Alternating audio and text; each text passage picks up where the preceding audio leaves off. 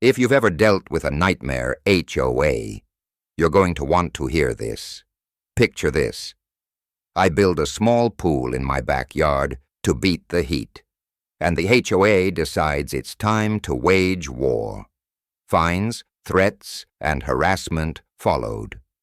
But what they didn't know? I owned the land their precious community pool sat on. And when I found out, I didn't just get revenge. I shut the whole thing down. Let me tell you exactly how it happened. I moved into Rosewood Hills 3 years ago.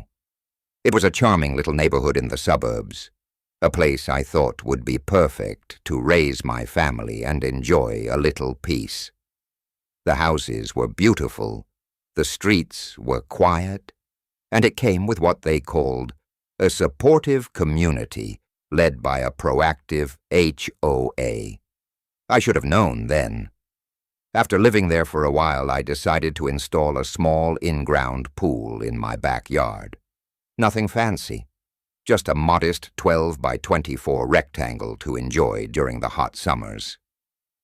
I hired a licensed contractor, got the city permits, and made sure everything was up to code. Enter the HOA.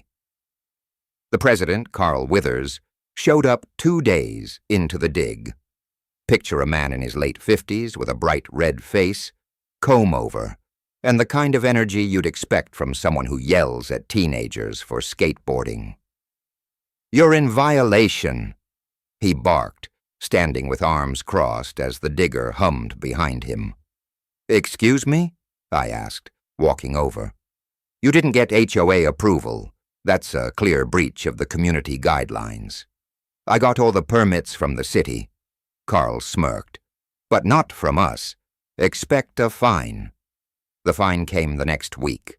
$50, then $100, then $250. Every week a new letter showed up citing obscure rules, improper fencing, visual inconsistency with community aesthetics, disruption of uniform landscaping.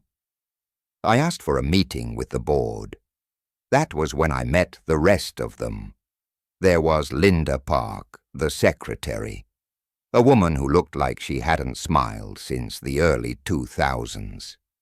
She obsessed over every shrub and fence post in the neighborhood. "Your pool violates the visual harmony of the South End," she sniffed. Then there was Greg Turner, the treasurer. He made sure every violation came with a generous late fee. If Carl was the bulldog, Greg was the vulture. Together they made life miserable. After the pool was done, I started getting letters weekly, then bi-weekly. It became harassment. One week it was because I parked my truck facing the wrong direction on my own driveway. Another week it was because the flowers I planted were too bright. They sent a violation because my American flag was not aligned to code. Then came the lawn height complaint. My grass was 3.25 inches. HOA allowed max was 3. My trash bins were visible from the sidewalk. That earned me a $100 fine. At first I paid just to keep the peace, but after a while I fought back. I showed up at meetings, challenged their interpretations, and even spoke to neighbors who had their own horror stories. Some neighbors were supportive. Mark, from across the street, always waved and said, "About time someone stood up to Carl." Others? Not so much. Sarah Jenkins, who lived 2 doors down, seemed to worship the HOA. "Rules are rules," she'd say with a tight smile, like she enjoyed watching me suffer. Then came the big one. I received a notice. I owed $4,200 in fines.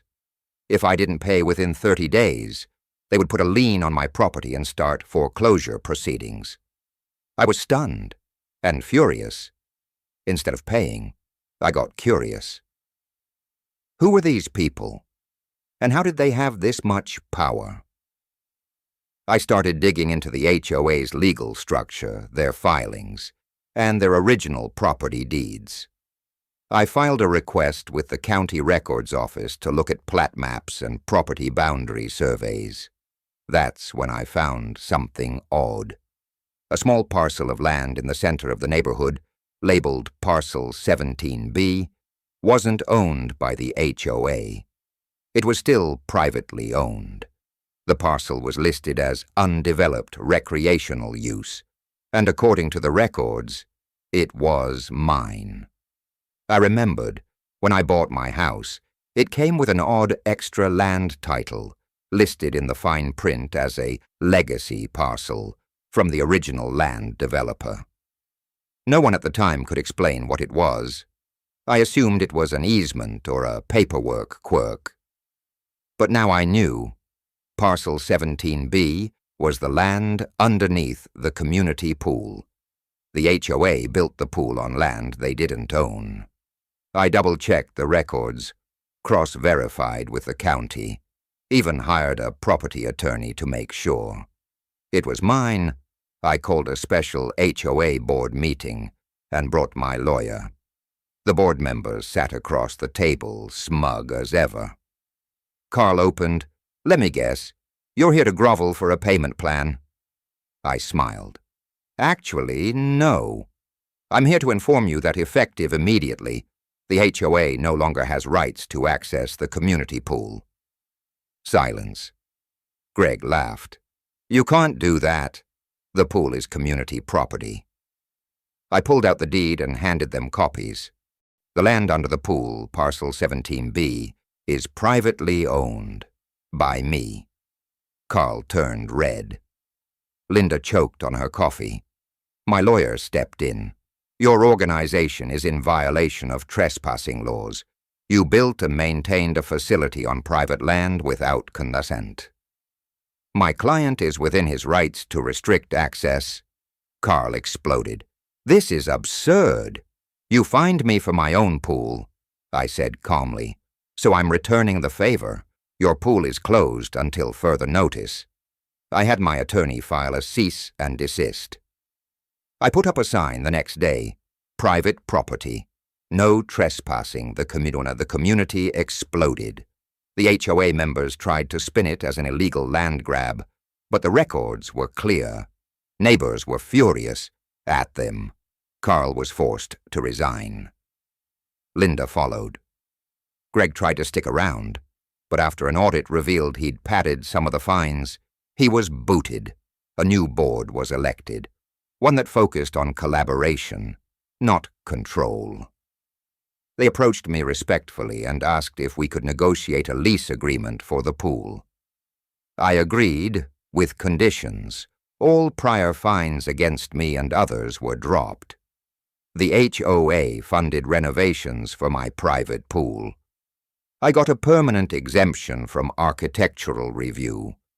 Oh, and I charged them $1 per year for the lease, just to remind them who really owned it. Now every time I walk past the pool and see the new sign, "Property of my name, leased to Rosewood Hills, HOA," I smile. Because when they tried to drown me in fines, they forgot one thing. I owned the land they were swimming on. So yeah, next time someone tries to weaponize the HOA against you, remember, knowledge is power. Dig deep, stand your ground, and sometimes you just might own the pool they're swimming in. Thanks for watching. Don't forget to like, subscribe, and share this with anyone battling a petty HOA. Stay cool.